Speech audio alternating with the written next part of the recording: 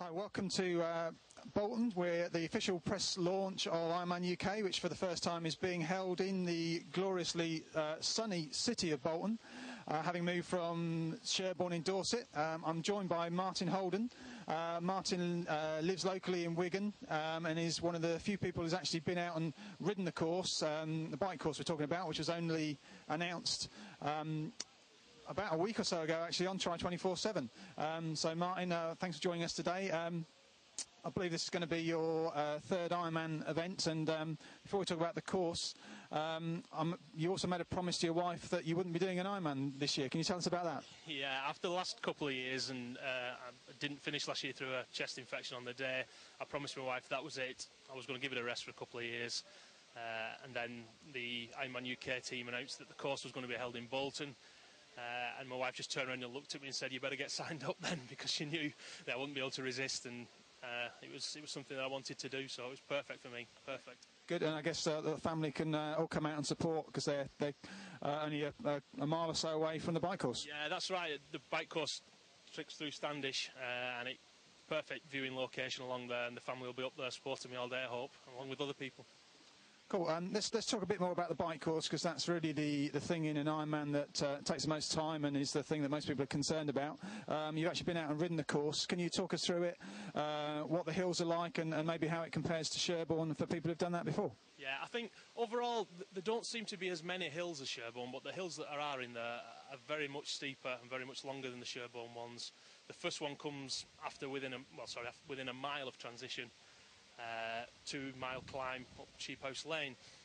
You've then got to drag across towards Abbey Village, and you've got another climb then through Brinskull before the course settles out across towards Croston and back round. The biggest factor for me though won't be the hills, it'll be the wind.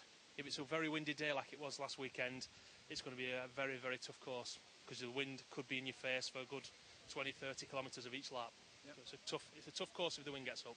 And it's a 3-lap course, is that right? It is, yeah, 3 laps. So 3 times up Sheep House Lane is going to be a tough one for everybody.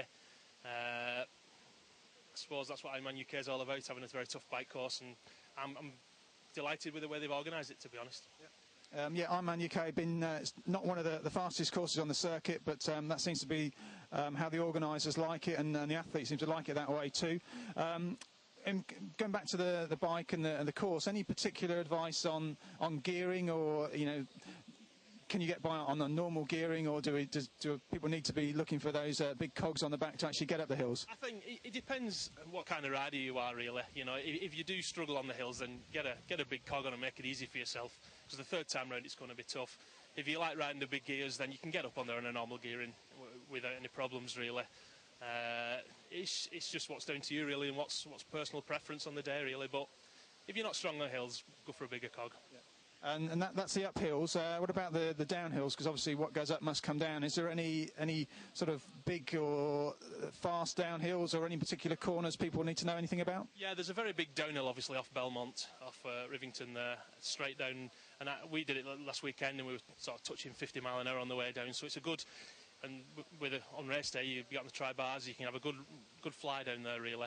It does drop to a dead left turn at the bottom, so you just need to be a little bit wary.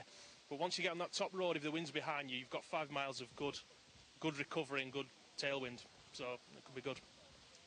Good. Well, thanks for that, Martin. I'm sure we'll have more on the race and on the course in the weeks and months leading up to the race. We do have race profiles, Garmin's, memory map, Google Maps, and any other technology we can think of on the site, and we'll be bringing you more on the race in due course. So from Bolton, thank you very much.